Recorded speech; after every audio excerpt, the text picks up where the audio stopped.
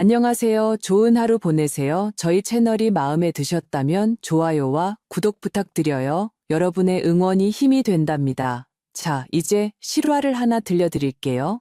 제 이름은 박순자, 올해 70입니다. 인생의 전반부는 교단에서 아이들을 가르치며 성실하게 살았고, 후반부는 가정을 꾸리며 보냈습니다. 아들 하나, 딸 하나, 두 아이는 이미 각자 가정을 꾸렸죠. 이제는 편안히 노후를 즐겨야 할 나이지만 몸에 자꾸만 작은 탈이 생기더군요. 이번에는 담석증이 도저 집에서 서 있지도 못할 만큼 아팠습니다. 결국 구급차를 불러야 했죠. 의사 선생님은 담석이 심하게 막혀 수술을 해야 하지만 간단한 복강경 수술이라 회복이 빠르니 걱정 말라고 했습니다. 저도 크게 신경 쓰지 않았습니다. 2, 3일이면 퇴원할 수 있고 혼자서도 충분히 감당할 수 있을 거라 생각했죠. 오히려 자식들에게 부담을 주고 싶지 않았습니다. 그런데 이번 수속을 마치고 막 자리를 잡자마자 아들 진우가 며느리 지연과 함께 허둥지둥 달려왔습니다. 두 사람은 병실에 들어서자마자 정신없이 침대를 정리하고 테이블을 닦고 수건을 걸고 보온병에 뜨거운 물을 채우며 제가 손 하나 까딱하지 못하게 했습니다. 어머니, 아무것도 하지 마세요. 제가 할게요. 진우가 제 손에 들린 가방을 빼앗으며 말했습니다. 이쪽 병원 밥은 위생적이지 않아요. 저희가 따로 보양식을 가져왔어요. 담백하게 드셔야 해요. 어머님, 제가 호박죽이랑 북어국 끓여왔어요. 의사 선생님이 소화에 도움이 된대요. 지연이가 보온병에서 김이 모락모락 나는 국을 그릇에 담아 제 침대 곁으로 가져왔습니다. 병상에 누워있자니 문득 가슴이 뭉클해졌습니다. 아들은 어릴 때부터 살가운 편이 아니었습니다. 학창 시절에는 건성이었고 결혼 후에는 늘 접대 약속으로 바빴죠. 평소에 제가 전화를 걸어도 받지 못할 때가 많았습니다. 그런데 지금은 마치 제 모든 것을 챙겨주는 듯한 모습에 한밤중에 체온을 재는 것조차 귀찮아하지 않는 아들을 보니 문득 새로운 희망이 생겼습니다. 아들이 정말 철이 들었구나. 그렇게 생각하니 마음속에 따스함이 번졌습니다. 하지만 동시에 비교하지 않을 수 없었습니다. 부산으로 시집간 제 딸 미영이는 3년 동안 명절에도 오지 않았습니다. 제가 입원한 걸 알기나 할까요? 전화 한 통, 문자 한 통 없었습니다. 사람들은 출가외인이라고들 하죠. 원래는 믿지 않았지만 이제는 서서히 그 의미를 깨닫고 있었습니다. 이번 셋째 날, 의사 선생님이 내일 아침에 수술을 준비하겠다고 했습니다. 지연이는 혹시 밤에 무슨 일이 생길지 모른다며 병실을 떠나지 않았습니다. 진우는 하루 종일 병원에서 분주하게 움직이며 회사 전화도 거의 받지 않았습니다. 그러면서 제게 농담을 건넸죠. 엄마, 보세요. 제가 딸보다 훨씬 낫죠? 저는 대답 없이 쓴웃음만 지었습니다. 사실 마음속으로는 이미 결정을 내린 뒤였습니다. 이 집은 제 평생의 재산입니다. 원래는 두 아이에게 절반씩 나눠줄 생각이었지만 지금 보니 누가 더 소중하고 누가 더 가까운지 명백해 보였습니다. 퇴원하면 이 집 문제를 처리해야겠다. 저는 조용히 생각하며 이불 속에서 주먹을 살며시 쥐었습니다. 하지만 제가 아들에게 집을 물려주기로 마음먹은 바로 그 순간 예상치 못한 전화 한 통이 제 인생을 송두리째 흔들어 놓을 줄은 꿈에도 몰랐습니다. 저는 이번이 그저 작은 해프닝이고 며칠이면 퇴원할 수 있을 거라 생각했습니다. 수술도 크지 않고 회복도 빠를 테니까요. 하지만 나이가 들어서인지 일단 병상에 눕게 되니 마음이 유독 예민해졌습니다. 아주 작은 이상한 낌새도 마음에 담아두게 되었죠. 그날 밤 저는 유난히 일찍 잠에서 깼습니다. 새벽 3시가 채 되지 않은 시간이었습니다. 배가 살짝 뻐근해서 좀 걷기도 하고 화장실도 갈 겸 일어났습니다. 병실 문가에 다다랐을 때 복도 끝에서 목소리가 들려왔습니다. 제 아들의 목소리였습니다. 그는 창가에 기댄 채 전화를 하고 있었습니다. 목소리는 아주 낮았지만 고요한 밤중이라 그 몇 마디가 제 귀에 똑똑히 들렸습니다. 미영아, 오빠가 솔직히 말할게. 엄마 상태가 생각보다 안 좋아. 의사 선생님한테 들었는데 복합성 담석으로 담낭이 막혀서 위축될 수도 있대. 잘못하면 담낭 전체를 절제해야 하고 담관 전체를 다 긁어내야 할지도 몰라. 수술비도 많이 들고 뒤에 회복하는데도 오래 입원해야 해. 저는 문 뒤에 서서 발이 바닥에 못 박힌 듯 움직일 수 없었습니다. 나 혼자 감당하기에는 좀 벅차서. 정말 방법이 없어서 너한테 연락하는 거야. 일단 500만 원에서 0만 원 정도 네가 좀 보태줄 수 있을까? 엄마 몸이 중요하잖아. 순간 숨이 가빠졌습니다. 의사 선생님은 분명 표준적인 소규모 복강경 수술이고 입원도 5일을 넘지 않을 거라고 했는데 어째서 아들의 입에서는 담낭 절제와 수천만 원의 비용으로 둔갑한 걸까요?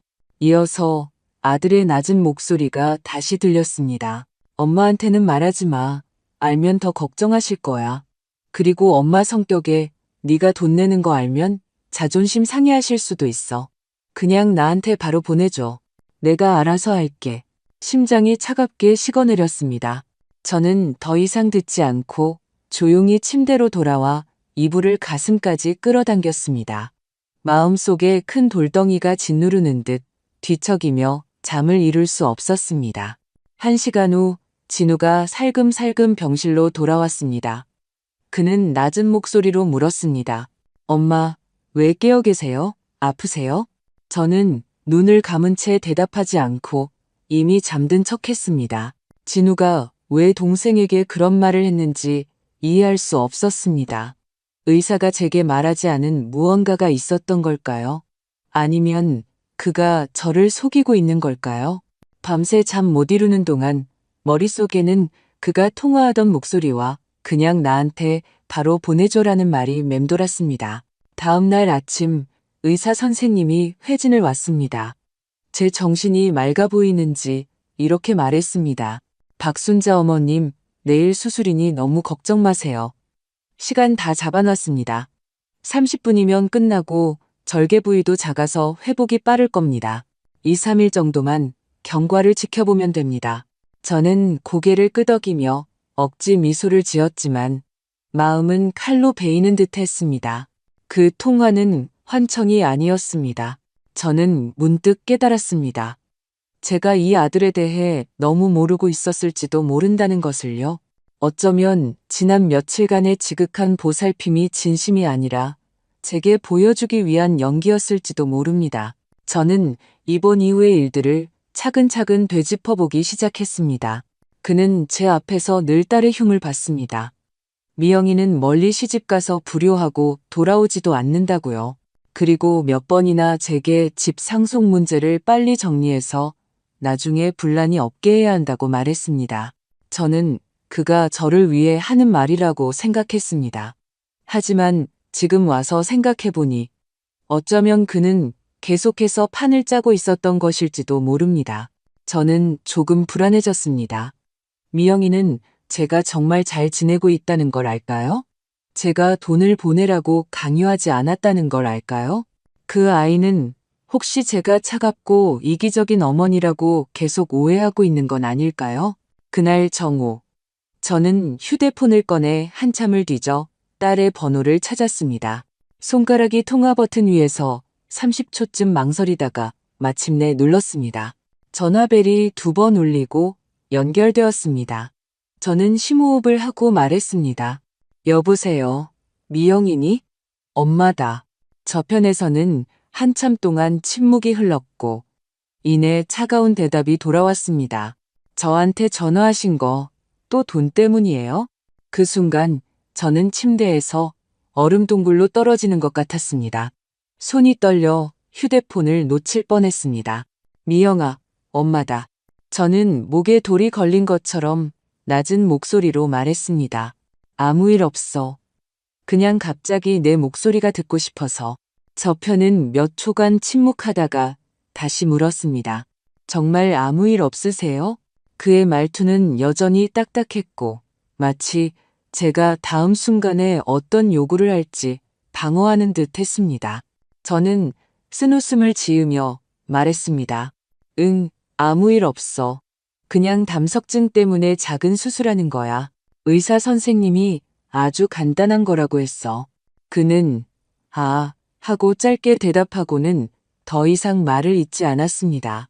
그의 숨소리를 들으며 귀가 뜨거워지고 심장이 빠르게 뛰었지만 어떻게 이 대화를 이어가야 할지 몰랐습니다. 3년 동안 우리는 몇 번 통화하지 않았습니다. 사실 전화를 걸고 싶지 않았던 건 아닙니다. 특히 명절이나 날씨가 쌀쌀해질 때 이웃들이 딸 이야기를 꺼낼 때마다 저는 수없이 전화기 앞에 섰습니다. 하지만 그 해에 차가웠던 딸의 목소리를 떠올리면 결국 뒤로 물러서곤 했습니다. 잘 지내니? 제가 용기를 내어 물었습니다. 잘 지내요. 그는 잠시 뜸을 들이다가 말했습니다.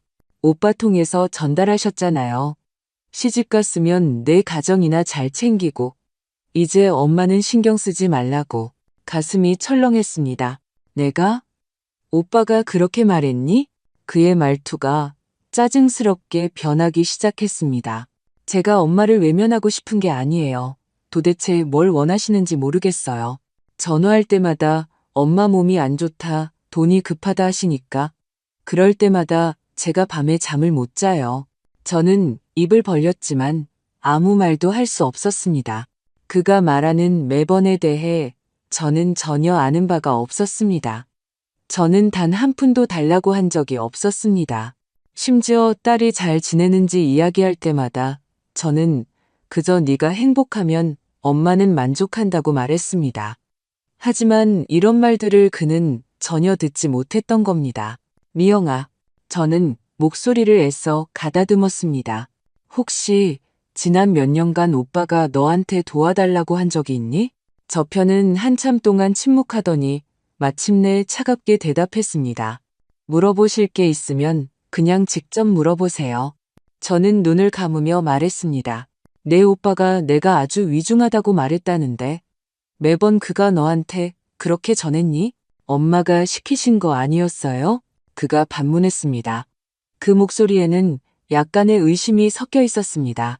엄마가 직접 말하기 민망하니까 오빠한테 부탁해서 전달하신 거 아니었냐고요. 저는 쓴웃음을 지었습니다. 마음속에 분노가 치밀어 올랐습니다. 알고 보니 그는 오래전부터 저를 남에게 손 벌리면서도 체면은 차리려는 어머니로 여기고 있었던 겁니다. 그래서 돈 보냈니? 저는 보이지 않는 선을 밟을까 두려운 듯 조심스럽게 물었습니다. 보냈죠. 그의 목소리가 갑자기 조금 높아졌습니다. 입원하셨을 때 목숨이 위태롭다고 해서 급하게 0만 원 보냈고 나중에는 다리 다치셨다고 해서 800만 원, 또 이사하는데 인테리어 비용이 없다고 해서 500만 원. 그는 오랫동안 참아왔던 감정을 터뜨리듯 빠르고 어지럽게 말을 쏟아냈습니다. 엄마, 저도 주택대출 갚아야 하고 아이도 키워야 해요. 계속 이렇게 돈을 달라고 하시면 저 정말 더는 못 드려요. 저는 병상에 앉아 손으로 입을 막았습니다. 눈물이 걷잡을 수 없이 흘러내렸습니다. 저는 전혀 몰랐던 일들입니다. 저는 떨리는 목소리로 말했습니다. 미영아, 나는 너한테 단 한 번도 돈 이야기를 꺼낸 적이 없어. 네가 돈을 보냈는지조차 몰랐단다. 저편은 침묵했습니다. 저는 다시 조심스럽게 물었습니다. 그럼 너 혹시 그동안 뭘 보낸 적은 있니? 그의 목소리가 갑자기 낮아졌습니다. 재작년 겨울에 전기장판 보냈어요. 그 전전해에는 진회색 캐시미어 코트 한 벌 보냈고요. 작년에는 간에 좋은 차랑 조교기 보냈어요. 머릿속이 윙하고 울렸습니다. 나는 하나도 못 받는데 진우가 택배가 너무 많으면 사기당할 수 있다며 나이 들면 함부로 받지 말라고 했습니다. 저는 그 말을 정말 믿었습니다. 알고 보니 그가 가로채고 제게 주지 않았던 겁니다. 엄마 생신 때 제가 손으로 쓴 카드 보낸 거 아세요? 그가 갑자기 말했습니다. 오빠가 그러던데요. 엄마가 카드 보시고는 바로 찢어버리셨다고. 딸 자식 다 소용없고 아들이 끓여주는 국 한 그릇이 낫다고 하셨다면서요. 저는 휴대폰을 꽉 쥐었습니다. 그런 말 한 적 없어. 저는 거의 목이 쉰 소리로 외쳤습니다. 나는 어떤 카드도 찢은 적이 없어. 이번에는 그가 바로 대답하지 않았습니다. 약 10여 초가 흐른 뒤 그가 천천히 말했습니다.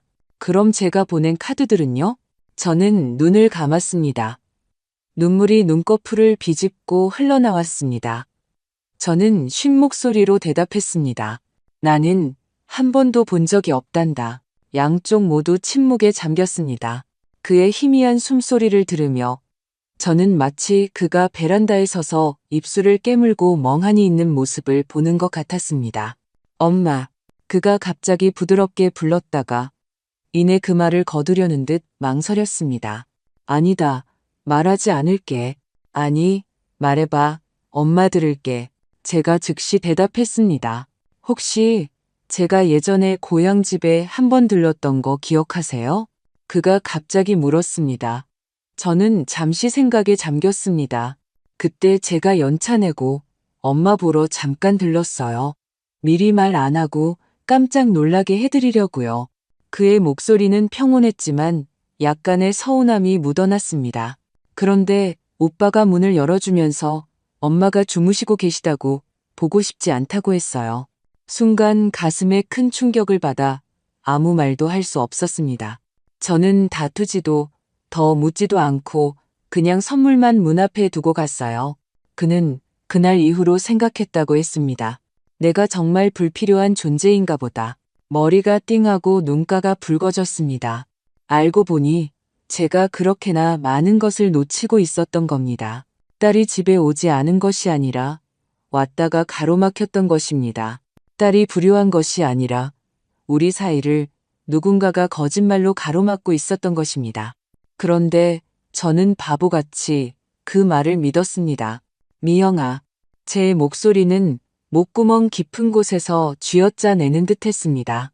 엄마가 정말 잘못했다. 저편에서는 더 이상 대답이 없었습니다. 그저 가벼운 한숨 소리만 남긴 채 전화가 끊겼습니다. 저는 휴대폰을 쥔 채 병상에 앉아 있었습니다. 눈물이 손등 위로 뚝뚝 떨어져 뜨겁게 느껴졌습니다. 우리 사이의 오해가 전부 풀린 것은 아니었지만 그 벽에 마침내 작은 틈이 생겼습니다. 전화가 끊긴 그날 밤, 저는 거의 뜬 눈으로 밤을 지새웠습니다. 머릿속이 온통 뒤엉켜 미영이가 했던 말들이 계속해서 맴돌았습니다. 그가 보냈던 캐시미어 코트, 전기장판, 카드들. 그리고 그가 문 밖에서 보고 싶지 않다는 말에 발길을 돌려야 했던 그날. 생각할수록 소름이 돋았습니다. 언제부터 저와 딸 사이의 다리가 조용히 끊어졌을까요? 언제부터 제 신뢰가 조금씩 도둑맞고 있었는데 저는 까맣게 모르고 있었을까요? 날이 밝자마자 저는 지연이에게 휴대폰 충전을 부탁했습니다. 그녀는 제 얼굴을 닦아주며 웃으며 말했습니다. 어머님, 아드님이 오늘 아침에 어머님이 제일 좋아하시는 호박죽 사러 가셨어요. 이따 따뜻할 때 꼭 드세요. 저는 아무렇지 않은 척 고개를 끄덕였지만 속은 들끓고 있었습니다. 진우의 효심은 점점 더 저를 두렵게 만들었습니다. 정오에 미영이에게서 짧은 문자가 왔습니다. 상황을 너무 나쁘게 생각하고 싶진 않지만 몇 가지는 증거가 필요해요. 저는 즉시 답장했습니다. 엄마도 마찬가지야. 몇 분간의 침묵 후 그녀가 다시 스크린샷 한 장을 보내왔습니다. 지난 몇 년간 그녀가 진우에게 송금한 기록이었습니다. 금액은 300만 원부터 0만 원까지 다양했고 총 11건이었습니다. 저는 한 줄 한 줄 기록을 보며 휴대폰을 쥔 손을 거의 통제할 수 없을 정도로 떨었습니다. 내 오빠는 네가 돈을 보냈다고 한 번도 말한 적이 없어. 제가 답장했습니다. 오빠는 엄마가 어려운 사정을 제가 아는 걸 원치 않는다고 했어요. 자존심이 강해서 오빠만 믿는다고요. 저는 코끝이 시큰해지며 쓴웃음을 지었습니다. 오빠는 엄마가 이웃들한테 제가 배은망덕하다고 불평한다고 했어요. 시댁만 챙기고 친정은 모른 척한다고 욕했다고요. 눈가가 뜨거워지며 답장했습니다. 그런 적 없어. 그래서 저를 정말 미워하셨어요? 이 질문에 저는 잠시 멍해졌습니다. 미워하지 않았습니다. 그저 실망했고 서운했고 그가 변했다고 오해했을 뿐입니다. 하지만 이제 보니 제가 너무 쉽게 남을 믿도록 변해버렸던 겁니다. 저는 그 질문에 바로 답하지 않고 대신 그저께 수술 전에 찍었던 진단서 사진 한 장을 보냈습니다. 거기에는 담석증 복강경 수술, 예상 회복기간 3, 5일이라고 선명하게 적혀 있었습니다. 그녀는 확인했어. 라고 답장을 보내왔습니다.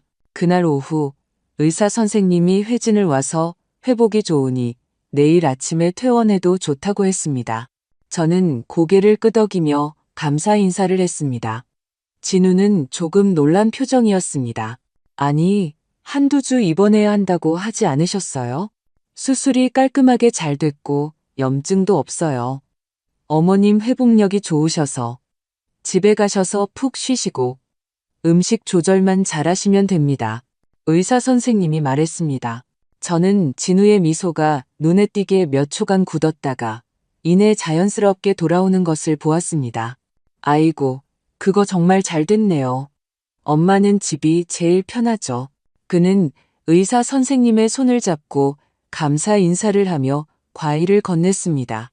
저는 고개를 돌려 아무 말도 하지 않았습니다. 지연이도 돌아왔을 때 놀란 얼굴이었습니다. 어머님, 퇴원하신다고요? 정말 빠르네요. 저는 그들을 바라보며 처음으로 경계심을 느꼈습니다. 만약 이번에 그 통화를 엿듣지 못했다면 저는 계속해서 그들의 이 효심이라는 가면을 알아보지 못했을까요? 그날 밤 저는 미영이에게 몰래 전화를 걸었습니다. 통화 괜찮니? 그녀는 한참 후에야 대답했습니다. 생각 정리되셨어요? 확실히 해야겠어. 저는 잠시 말을 멈췄다가 말했습니다. 하지만 나 혼자서는 어려울 것 같아. 전화 저편은 잠시 침묵했습니다. 미영이가 갑자기 물었습니다. 엄마, 한 가지만 여쭤볼게요. 혹시 무슨 보험 같은 거 계약하신 적 있으세요? 중대질병보험이나 장기간병보험, 아니면 유산 관련 보험 같은 거요. 저는 잠시 멍해졌다가 고개를 저었습니다. 그냥 입원할 때 쓰는 일반 보험 한두 개 들었던 게 다야.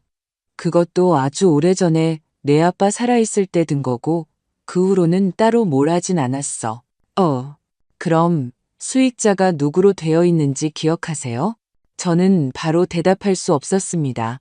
아마 원래는 내 아빠였을 텐데 어머님이 서명한 서류들 전부 직접 가지고 계세요? 이 말을 듣자 마음이 갑자기 복잡해졌습니다. 몇 년 전에 작은 수술을 몇 번 받았을 때 퇴원 수속은 진우가 도와줬습니다. 보험금 청구도 자기가 처리하겠다면서 너무 복잡해서 제가 모를 거라고 했습니다.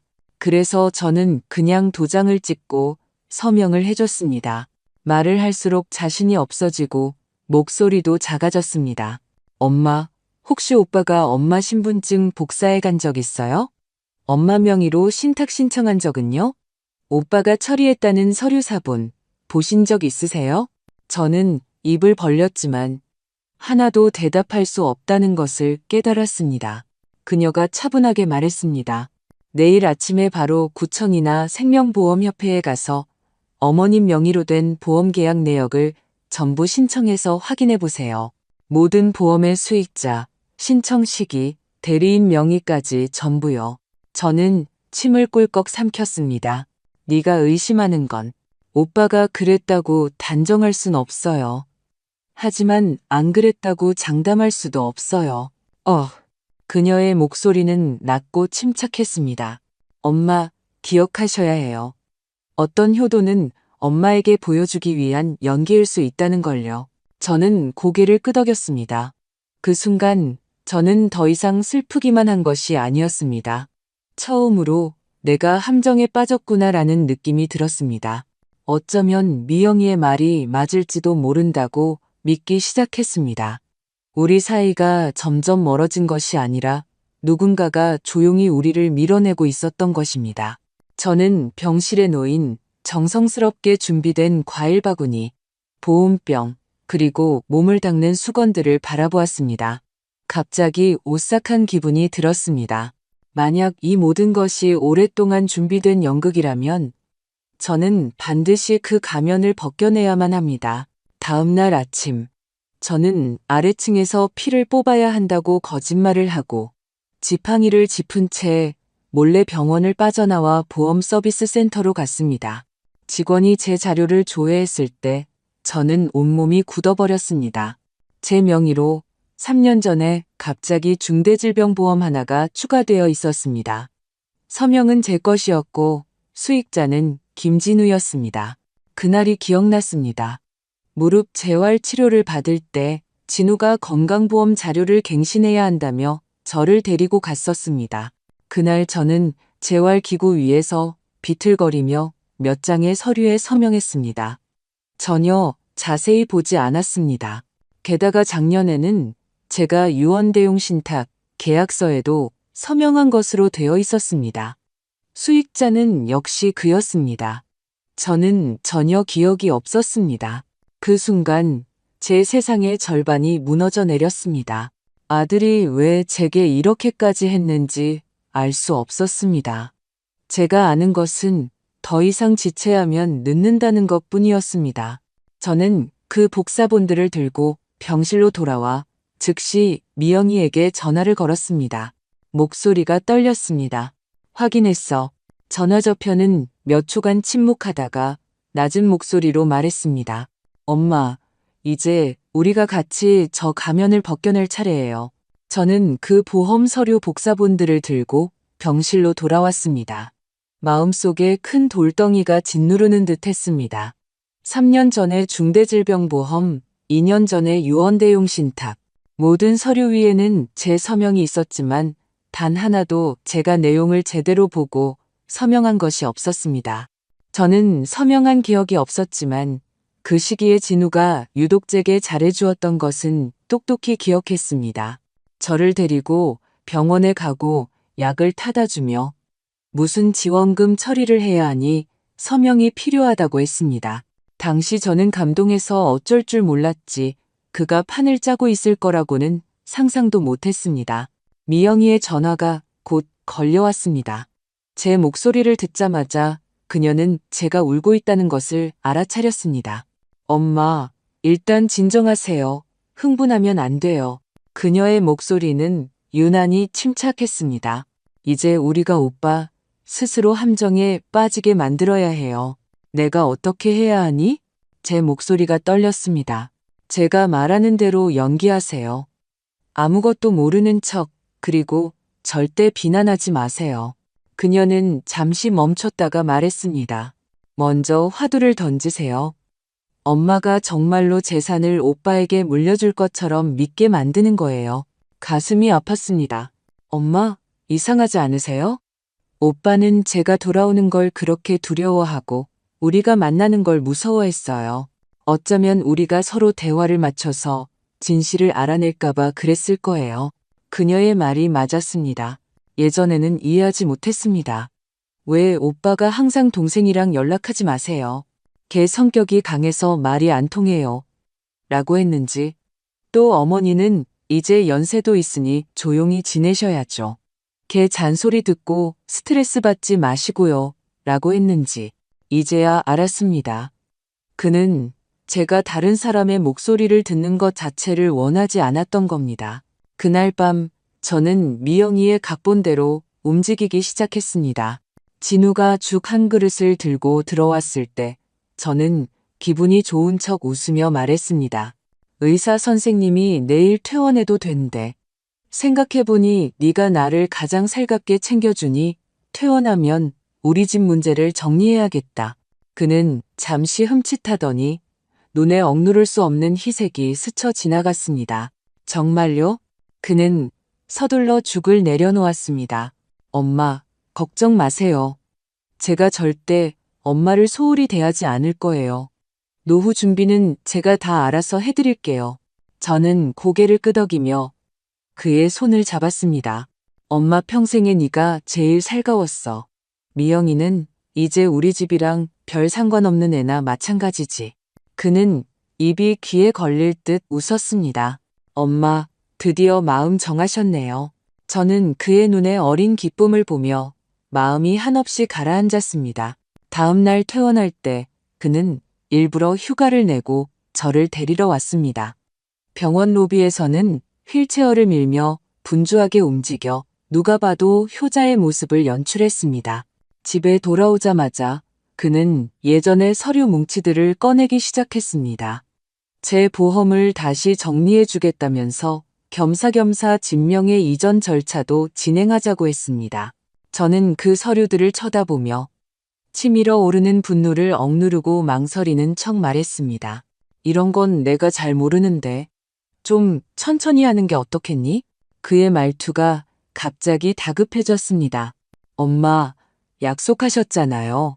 정말로 손해볼까봐 걱정되시면 집을 공동 명의로 등기할게요. 그럼 엄마도 보장받으시는 거잖아요. 저는 차갑게 속으로 웃었습니다. 이미 그럴듯한 변명까지 준비해 두었군요. 저녁 식사 후 그는 밖으로 나가 전화를 걸었습니다.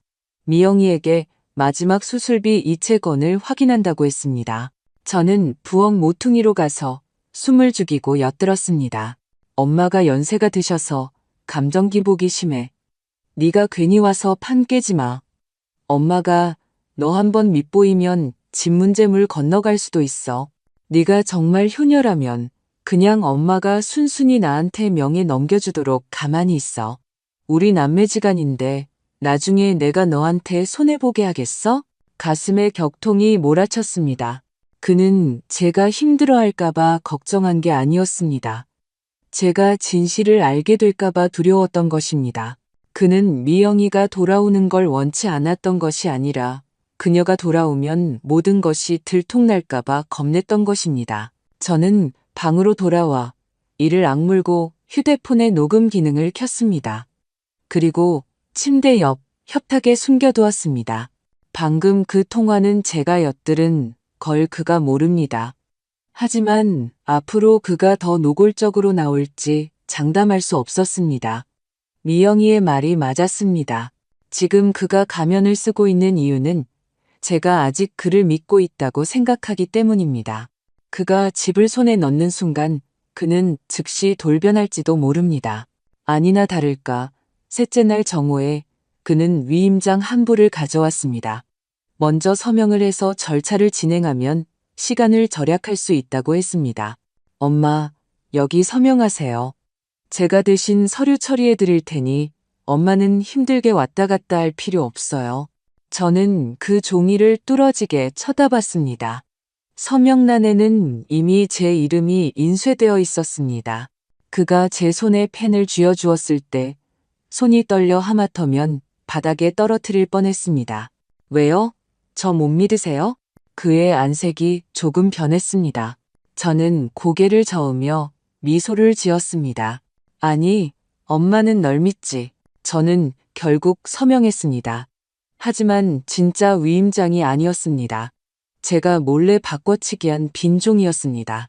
서명 후 파일 봉투에 넣고 진짜 위임장은 제 침대 밑에 숨겼습니다.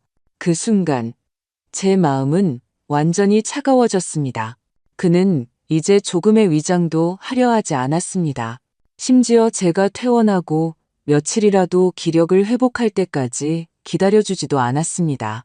그는 정말로 참을성이 없었습니다. 밤에 미영이에게 전화를 걸었습니다. 오빠가 집을 가지러 왔어. 그녀는 저편에서 잠시 침묵하다가 말했습니다. 엄마, 이제 우리가 판을 뒤집을 때예요. 저는 낮은 목소리로 대답했습니다. 돌아오렴. 그녀가 조용히 대답했습니다. 네, 가서 제가 마무리 지을 물건 하나 가져갈게요. 저는 침대 머리맡에 앉아 벽에 걸린 내 식구의 가족 사진을 보았습니다. 10년 전에 찍은 사진이었습니다. 그때 저는 가운데 앉아 있었고, 진우는 제 왼쪽에, 미영이는 제 오른쪽에 있었습니다. 두 아이 모두 제게 기댄 채 정말 진심으로 웃고 있었습니다. 그런데 지금 한 아이는 저를 도구로 여기고 다른 아이는 저를 구하기 위해 애쓰고 있습니다. 이것이 운명인지 아니면 제가 너무 어리석었던 탓인지 모르겠습니다. 하지만 이 연극은 이제 끝낼 때가 되었다는 것은 확실히 알았습니다. 이제는 그가 진실이 무엇인지 보게 할 차례입니다. 미영이가 이 집에 마지막으로 돌아왔던 게 언제였는지 이제는 기억도 나지 않습니다. 그날 초인종이 울렸고 문 밖에는 미영이가 서 있었습니다. 그녀는 짙은 색 트렌치코트를 입고 있었고 한결 세련되면서도 지쳐 보였습니다. 한 손에는 과일 봉지를, 다른 한 손에는 보온병을 들고 있었습니다. 미간은 무언가를 감추려는 듯 살짝 찌푸려져 있었습니다. 저는 잠시 멈춰 섰습니다. 우리는 그렇게 서로를 마주보며 아무도 입을 열지 않았습니다. 공기는 마치 굳어버린 듯 했고 복도의 바람 소리마저 유난히 크게 들렸습니다. 마침내 그녀가 먼저 입을 열었습니다. 엄마, 저 왔어요. 목에 무언가 걸린 듯 저는 그저 고개를 살짝 끄덕이며 문을 천천히 열었습니다. 그녀는 들어올 때 저를 보지 않고 말했습니다. 신발장이 좀 좁네요. 신발 옆으로 놔도 되죠? 저는 응하고 대답했지만 목소리가 너무 작아 거의 들리지 않았습니다. 그녀는 과일을 부엌에 놓고 거실을 한 바퀴 둘러보았습니다. 3년 만이었지만 집안의 가구 배치는 거의 변함이 없었습니다. 그녀는 별말 없이 보온병을 꺼내 탕 한 그릇을 따랐습니다. 제가 끓인 국이자 대추 오골개탕이에요. 담석수술 막 하셨으니 간에 좋을 거예요. 그녀는 탕을 건네며 평온하게 말했습니다. 저는 그것을 받아들며 손이 조금 떨렸습니다. 너는 먹었니?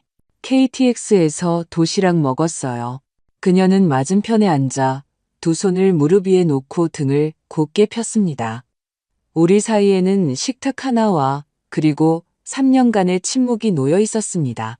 분위기를 풀어보려고 무슨 말이라도 하고 싶었지만 머릿속은 솜으로 가득 찬 듯 아무것도 떠오르지 않았습니다. 그녀도 말을 하지 않았습니다. 눈으로 집안을 천천히 훑어보다가 마침내 벽에 걸린 낡은 사진의 시선이 멎었습니다. 내 식구가 활짝 웃고 있는 사진이었죠. 살이 많이 빠졌구나. 제가 마침내 입을 열었습니다.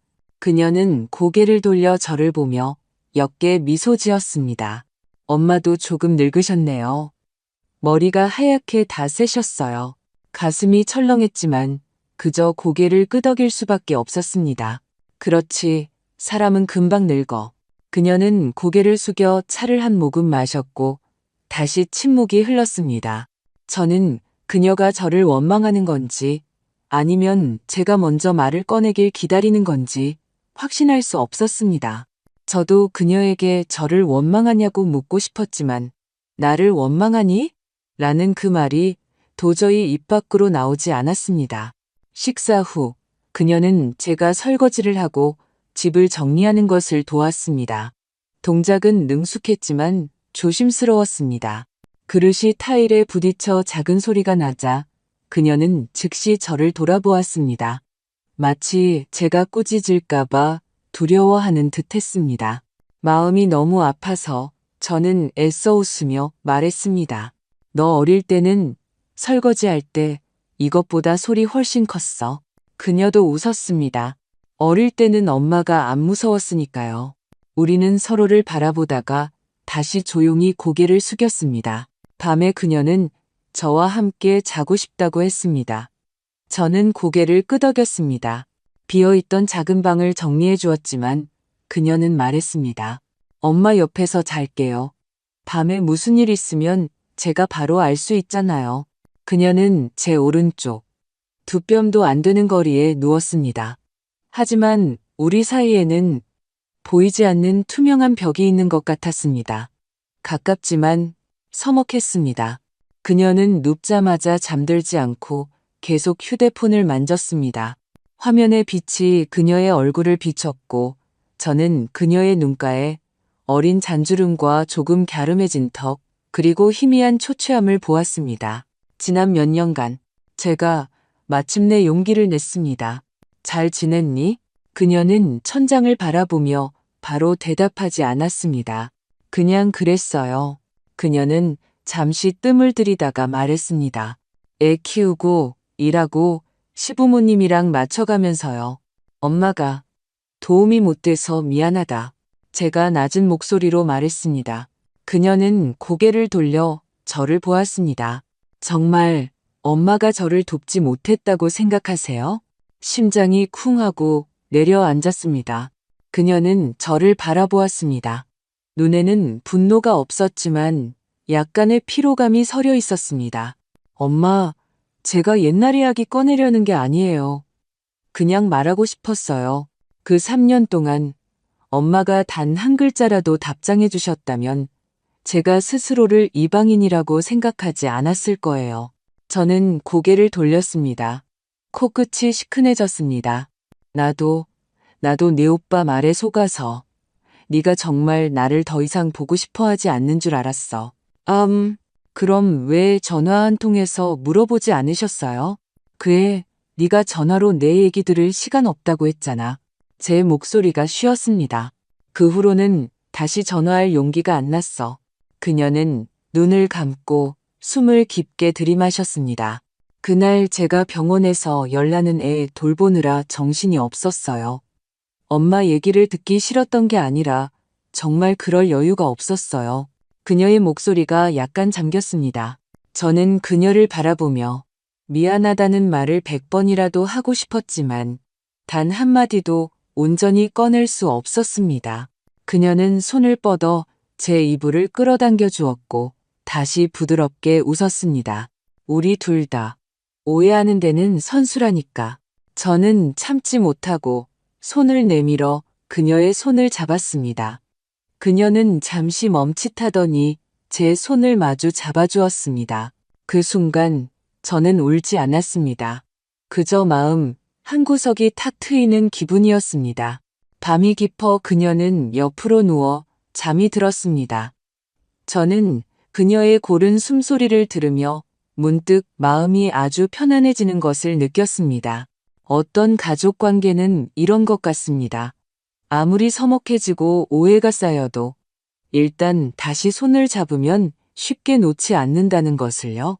제가 언젠가 제 손으로 아들을 집 밖으로 내쫓게 될 줄은 꿈에도 몰랐습니다. 하지만 어떤 진실은 일단 드러나면 다시는 되돌릴 수 없는 법입니다. 그날 저는 진우에게 전화를 걸었습니다. 엄마가 가족 모임을 한번 하려고 해. 네 동생이 이번에 어렵게 왔으니 이 기회에 재산 정리도 확실히 하고 싶구나. 친척들에게 연락해서 집에 와서 식사나 하자고 해라. 그는 재산 정리라는 말에 눈썹이 휘날리도록 기뻐하며 즉시 대답했습니다. 네, 제가 배달 음식 주문할게요. 어머니는 신경 쓰지 마세요. 저는 전화기 이편에 앉아 휴대폰을 쥔 손이 떨리는 것을 참을 수 없었습니다. 긴장되지 않는다면 거짓말이겠지만 이번에는 단호해야 한다는 것을 알았습니다.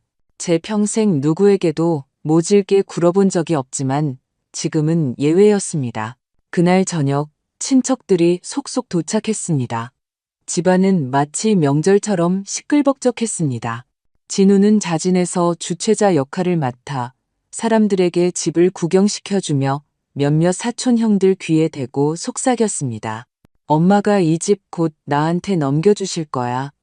나는 내 동생처럼 냉정하지 않으니까 엄마가 나를 믿으시지. 저는 방에 숨어 거실에서 들려오는 웃음소리와 술잔 부딪히는 소리를 들었습니다. 마치 잘 짜인 1인극을 듣는 것 같았습니다. 사람들이 거의 다 모였을 때 저는 미영이의 부축을 받으며 방에서 나왔습니다. 친척들은 멀끔한 제 모습을 보고 안색이 좋다며 기뻐했습니다. 순자 씨, 몸이 많이 좋아 보이네. 저는 진우를 쳐다봤습니다. 그의 얼굴에 떠오른 미소가 잠시 굳었다가 이내 평정을 되찾았습니다. 엄마, 오늘 중요한 말씀 하신다고 하지 않으셨어요? 다들 엄마 말씀 기다리고 있어요. 그는 찻잔을 들며 말했습니다. 저는 고개를 끄덕이고 미영이에게 방에서 서류 봉투 하나를 가져오라고 했습니다. 저는 그 봉투를 가볍게 두드리며 말했습니다. 오늘 할 얘기가 있어서요. 여기 계신 친척분들은 모두 제가 믿는 분들입니다. 제가 나이가 많아서 많은 말을 병상에 누워서야 하고 싶지는 않네요. 진우는 잔뜩 기대한 얼굴로 손을 비볐습니다. 저는 그를 한번 쳐다보고 말을 이었습니다. 지난 몇 년간 진우가 제 곁에서 저를 많이 돌봐준 것은 사실입니다. 다들 보셨을 테고요. 하지만 효도라는 건 누가 국을 몇 그릇 날랐느냐가 아니라 그 마음을 봐야 하는 겁니다. 그의 안색이 변했습니다. 엄마, 무슨 말씀이세요? 저는 서류 봉투를 열어 복사본 한 뭉치를 꺼내 테이블 위에 한 장씩 펼쳐 놓았습니다. 이건 제가 직접 확인한 겁니다. 3년 전 진우는 제 명의로 중대질병보험을 들었습니다. 수익자는 자기 자신이었죠. 2년 전에는 유언대용 신탁 계약도 했습니다. 수익자는 역시 진우였고요. 친척들 사이에서 순간 술렁임이 일었습니다. 이거 순자 씨가 서명한 거 맞아요? 누군가 물었습니다. 저는 평온하게 말했습니다. 네, 제가 진우의 주선하에 서명했습니다. 당시 저는 그저 일상적인 서류인 줄 알았고 세부 내용을 보게 해주지 않았습니다. 진우가 벌떡 일어났습니다. 얼굴이 불그락푸르락해졌습니다. 엄마, 그건 제가 엄마 나이 드셔서 아프실 때 돌봐줄 사람 없을까봐 그런 거예요. 제가 엄마 뒷날을 준비해드리려던 건데 어떻게 제 마음까지 이렇게 오해하세요? 미영이가 차분하게 한마디 덧붙였습니다. 오빠는 내 명의로 신용카드랑 대출계좌도 개설했지. 지금 내가 카드 번호 불러줄까? 진우는 잠시 말을 잃고 얼굴이 새하얗게 질렸습니다. 너 헛소리 하지 마. 그가 소리쳤습니다. 누가 내 말을 믿어? 너야말로 이 판을 망치러 온 거잖아. 네가 나한테 전화한 통화 내용, 기록이 안 남았을 거라고 생각했어? 미영이가 휴대폰을 꺼내 녹음 파일을 재생했습니다. 네가 정말 효녀라면 그냥 엄마가 순순히 나한테 명예 넘겨주도록 가만히 있어. 우리 남매지간인데 나중에 내가 너한테 손해보게 하겠어? 녹음이 울려 퍼지자 거실은 쥐 죽은 듯 조용해졌습니다. 몇몇 외삼촌과 외숙모는 서로 얼굴만 쳐다봤고 누군가 낮은 목소리로 중얼거렸습니다. 이건 너무 심하잖아. 지연이의 얼굴은 핏기가 가셨습니다. 그녀는 진우의 소매를 잡아당기며 속삭였습니다. 당신이 이런 거 엄마는 절대 모를 거라고 했잖아. 진우의 손이 떨렸습니다. 서 있지도 앉지도 못했습니다. 저는 그를 바라보며 거의 냉정할 정도로 평온한 목소리로 말했습니다. 네가 엄마를 바보로 아는구나. 그런데 네가 잊은 게 있어. 엄마가 바보 같았던 건 너에 대한 기대가 있었기 때문이야. 진우는 얼굴이 벌개져서 변명하려 했지만 입술만 떨 뿐 겨우 한마디 쥐어짰습니다. 정말 그렇게 생각하신다면 저도 더 할 말 없어요. 저는 그를 쳐다보며 또렷하고 힘있는 목소리로 말했습니다. 잘 들어라. 나는 이미 유언장을 작성해 두었다. 이 집은 신탁 방식으로 처리해서 오로지 내 생활비, 의료비, 그리고 미래에 필요할지 모를 요양시설 비용으로만 사용될 것이다. 이 돈은 누구도 손댈 수 없어. 저는 잠시 말을 멈추고 천천히 모든 친척들을 훑어본 뒤 다시 진우에게 시선을 돌렸습니다. 내가 세상을 떠난 뒤 만약 남은 재산이 있다면 두 아이가 법에 따라 공평하게 나눈다. 단 전제 조건이 있어. 진우, 네가 먼저 지난 몇 년간 내 동생에게서 빌리고 속이고 내 이름을 팔아 뜯어낸 모든 돈을 갚아야 한다. 금액이 얼마인지는 우리가 명확히 정리해 두었다. 미영이가 명세서 한 부를 꺼내 테이블 위에 놓았습니다. 글자는 선명했고 금액은 총 300만 원이었습니다. 이건 감정적인 계산이 아니라 실제 장부다. 제가 한자 한자 힘주어 말했습니다. 네가 이 돈을 원금 그대로 갚는 날, 그때서야 너는 남은 재산의 단 1원이라도 상속받을 자격이 생긴다. 진우의 얼굴이 하얗게 질렸습니다. 그는 더듬거리며 말했습니다. 그건 나중에 제가 갚기로 이미 얘기된 거잖아요. 네가 말한 나중이 벌써 3년을 속여왔어. 미영이가 냉정하게 대답했습니다. 우리가 너를 형사 고발하지 않는 건 마지막 남은 가족의 정 때문이야. 네가 스스로 효자라고 말하고 싶다면 먼저 빚부터 청산해. 저는 일어서서 싸늘한 목소리로 말했습니다. 네가 동생에게 빚진 건 돈만이 아니라 양심이야. 친척들은 옆에서 아무 말도 하지 못했고 공기는 거의 얼어붙었습니다. 한참 후에야 누군가 작은 목소리로 말했습니다. 이렇게 정리하는 게 공평하지. 지연이는 잿빛 얼굴로 진우에게 우리 집에 가서 얘기해요라고 속삭였습니다. 그는 마음대로 하세요. 필요 없어요. 라고 소리치며 문을 박차고 나갔습니다. 저는 그를 막지도 부르지도 않았습니다. 그저 몸을 돌려 천천히 자리에 앉아 딸 미영이가 제게 조용히 차를 따라주는 모습을 보았습니다. 그녀의 얼굴에는 원망이 아니라 담담함과 굳건함이 있었습니다. 그 순간 제 마음은 전례 없이 평온했습니다. 그날 밤 진우가 문을 박차고 나간 뒤 집안은 정막에 휩싸였습니다. 친척들은 각자 핑계를 대고 떠났고 거실에는 저와 미영이만 남았습니다. 테이블 위에 뜨거운 차는 이미 식어 있었습니다. 저는 문 앞에 어지럽게 널린 신발들을 보며 이 모든 것이 참으로 허무하다고 느꼈습니다. 제가 온갖 고생을 하며 키운 아들이 결국 저를 현금 인출기, 문턱, 그리고 양도 가능한 벽돌 한 장으로 여겼습니다. 하지만 이상하게도 그 순간 저는 원망도 분노도 느끼지 않았습니다. 그저 기묘할 정도로 평온했습니다. 저는 미영이에게 낮은 목소리로 말했습니다. 엄마가 이 평생을 너무 참고 너무 묻지 않고 살았구나.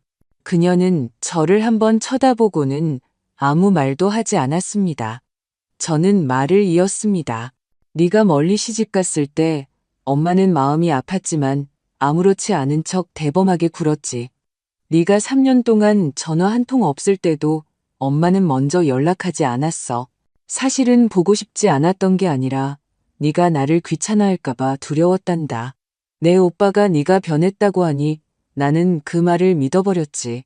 네가 한번 보러 왔을 때 내가 못 봤다고 해서 네가 더는 나를 신경 쓰지 않는다고 단정해버렸어. 저는 잠시 말을 멈췄습니다. 목소리가 낮아졌습니다. 결국 엄마가 소통하는 걸 너무 두려워해서 그 오해들이 점점 더 깊어졌던 거야. 나는 침묵이 체면이고 배려고 신뢰라고 생각했어. 이제야 알았지. 침묵은 거리이기도 하고 피 흘리지 않게 사람을 상처 입히는 칼이라는 걸. 미영이의 눈가가 붉어졌습니다. 그녀는 목이 메어 말했습니다. 엄마, 저한테 이런 얘기를 해주시는 것만으로도 저는 정말 기뻐요. 저는 그녀의 손을 부드럽게 잡았습니다. 우리 모녀 사이가 어쩌다 녹음 파일, 서류, 신탁으로 서로를 보호해야 하는 지경까지 왔을까. 솔직히 말해서 우리 둘 다 서로에게 솔직하게 말할 용기가 없었던 거야. 만약 그때 네가 엄마, 저를 안 만나주셔서 정말 서운했어요 라고 한마디만 했더라면, 만약 그때 나도 딸아, 엄마는 네가 나를 버린 줄 알았어 라고 한마디만 했더라면 우리는 오늘까지 오지 않았을지도 모르지. 그녀는 고개를 끄덕였다가 다시 저었습니다. 아마도요. 하지만 적어도 지금 우리는 기꺼이 말하잖아요. 너무 늦지는 않았어요. 그 후 며칠 동안 미영이는 저와 함께 모든 재산 서류를 정리했습니다. 우리는 집을 변경 불가능한 신탁으로 등기하여 제 개인 계좌의 지출로만 사용하도록 했습니다. 보험 부분도 조정하여 불분명했던 조항들을 하나하나 명확히 하고 타인이 대리 서명할 수 있는 모든 권한을 삭제했습니다. 우리는 함께 환경이 좋은 실버타운 몇 군데를 둘러보았습니다. 저는 원래 마음에 거부감이 있었습니다. 그런 곳으로 이사한다는 것이 버려졌다는 의미처럼 느껴졌기 때문입니다. 하지만 교외에 위치한 햇살이 잘 들고 공기가 맑은 그 요양 커뮤니티에 들어서서 몇몇 어르신들이 함께 꽃을 심고 노래를 부르고 태극권을 하는 모습을 보았을 때 저는 문득 그것도 괜찮겠다는 생각이 들었습니다. 엄마, 한번 살아보고 싶으시면 우리 한 달만 단기로 살아봐요. 미영이가 말했습니다. 마음에 들면 계속 계시고 안 들면 그냥 여행했다고 생각하면 돼요. 저는 잠시 생각하다가 고개를 끄덕였습니다. 이번에는 체면 때문에 억지로 참지 않기로, 자식 때문에 제 삶을 억누르지 않기로 결심했습니다. 제 남은 인생은 저 자신을 위해 살아야 합니다. 실버타운에 입주한 첫날, 저는 어릴 적 찍은 가족 사진 한 장을 가져왔습니다. 10년 전에 찍은 사진이었습니다. 진우는 환하게 웃고 있었고, 미영이는 제 팔짱을 끼고 있었으며, 저는 가운데 앉아 안심한 미소를 짓고 있었습니다. 저는 그 사진을 침대 머리맡에 두었습니다. 그 잘못된 효심의 기억을 간직하려는 것이 아니라 사람의 마음은 변할 수 있다는 것. 그리고 제가 더 이상 맹목적으로 누군가를 믿어서도 제 자신을 희생해서도 안 된다는 것을 상기시키기 위함이었습니다. 실버타운에서의 생활은 의외로 제 마음에 쏙 들었습니다. 매일 오전에는 서예 수업에 가고 오후에는 정원을 산책하며 저녁에는 영화 시간이 있었습니다. 가끔 새로운 친구들과 이야기를 나누며 서로의 자식과 손주, 그리고 지난 시절에 대해 이야기했습니다. 저는 더 이상 누가 저를 보러 오는지에 집착하지 않았고, 누가 전화를 걸어오기를 기대하지도 않았습니다.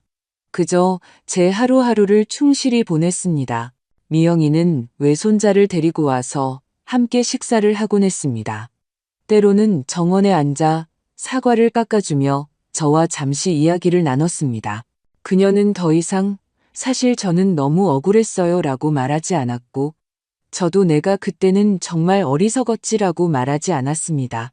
우리는 그저 암묵적으로 그 과거를 제자리에 두었습니다. 우리는 알고 있었습니다. 어떤 말들은 굳이 계속해서 들춰낼 필요가 없다는 것을요. 중요한 것은 지금 함께 앉아 있다는 사실이었습니다. 한 달 후 신탁관리 회사에서 전화가 왔습니다. 진우가 찾아와서 빚을 갚은 후에 상속에 참여할 자격이 있는지에 대한 세부 사항을 알고 싶어 한다고 했습니다. 저는 웃으며 직원에게 말했습니다. 자세히 설명해 주셔도 됩니다. 하지만 너무 친절하게는 마시고 그냥 규정대로만 하세요. 저는 그를 문 밖으로 내치지도 먼저 안으로 들이지도 않았습니다. 이것이 저와 그 사이의 최선의 거리였습니다. 가끔 이런 생각을 합니다. 만약 그날 그 통화를 엿듣지 못했다면 나는 여전히 집을 그에게 넘겨주려고 했을까? 딸은 출가 외인이라고 계속 생각했을까? 하지만 인생에 만약은 없습니다. 다행히 저는 너무 늦지 않게 깨어났고, 더 다행인 것은 거짓말로 끊어졌던 모녀 사이의 진심을 다시 이어갈 기회가 있었다는 것입니다. 그의 겨울은 유난히 따뜻했습니다. 저와 미영이는 함께 온천에 갔습니다. 그녀는 제 머리를 말려주었는데 마치 어릴 적 제가 그녀의 머리를 따아주던 것처럼 자연스러웠습니다. 우리는 온천 탕가에서 사진을 한 장 찍었습니다. 그녀는 돌아가서 그 사진을 특별히 인화해 제 침대 머리맡에 붙여주었습니다. 그리고 볼펜으로 몇 마디를 적어 놓았습니다. 엄마, 저를 다시 알아봐 주셔서 고마워요. 저도 엄마를 다시 이해하려고 노력할게요. 우리 이제 침묵이 아닌 진심으로 사랑해요. 저는 그 글귀를 보며 눈시울이 붉어졌습니다. 알고 보니 사람이 늙어서 무서운 것은 걷지 못하는 것이 아니었습니다. 가장 무서운 것은 입을 닫고 마음을 닫아 서로를 멀리 밀어내면서도 조용한 것이 배려라고 착각하는 것이었습니다. 저는 이른이 되어서야 깨달았습니다. 가족이라는 이 길 위에서는 말이 많아서 해가 되는 경우는 없고 오직 말을 하지 않아서 흩어질 뿐이라는 것을요. 지금의 저는 더 이상 묻는 것을 두려워하지 않고 말하는 것을 두려워하지 않습니다. 왜냐하면 마침내 깨달았기 때문입니다. 어떤 오해는 시간이 해결해주는 것이 아니라 오직 입을 열어야만 풀린다는 것을요. 오늘 이 어르신의 경험에 대해 어떻게 생각하시나요? 그녀는 원래 아들에게 의지하며 편안한 노후를 보낼 수 있을 것이라 믿었지만 병실에서 우연히 엿들은 전화 한 통으로 수년간의 진실을 마주하게 되었습니다. 가족의 정은 조종당했고 신뢰는 이용당했으며 모녀 사이는 의도적으로 이간질당했습니다. 다행히 그녀는 계속 침묵하는 대신 적극적으로 소통하여 관계를 회복하고 마침내 자신의 노후를 지켜냈습니다. 혹시 비슷한 상황을 겪어보신 적이 있으신가요? 가정에서 침묵은 정말로 이해를 의미할까요? 연장자는 자녀의 선택과 재산 정리에 대해 어떤 마지노선을 지켜야 한다고 생각하시나요? 댓글창에 여러분의 의견을 공유해주세요. 만약 여러분도 오해나 서운함을 겪으셨다면 차마 꺼내기 어려웠던 그 감정들을 이곳에서 이해받을 수 있을지도 모릅니다. 저희에게 알려주세요. 여러분이라면 어떻게 하시겠습니까? 어르신의 결정을 지지하시나요? 저희 채널을 구독하시는 것을 잊지 마세요. 더 많은 사람들이 이 진솔한 인생 경험을 들을 수 있도록요. 오늘의 이야기가 당신이나 주변 사람들에게 도움이 되었다고 생각하신다면 저희를 위해 공유해 주세요. 더 많은 사람들이 지혜롭게 자신의 노후를 살아가는 법을 배울 수 있도록요. 댓글, 공유, 구독으로 함께 명확히 보고 지혜롭게 살아가는 길을 걸어갑시다.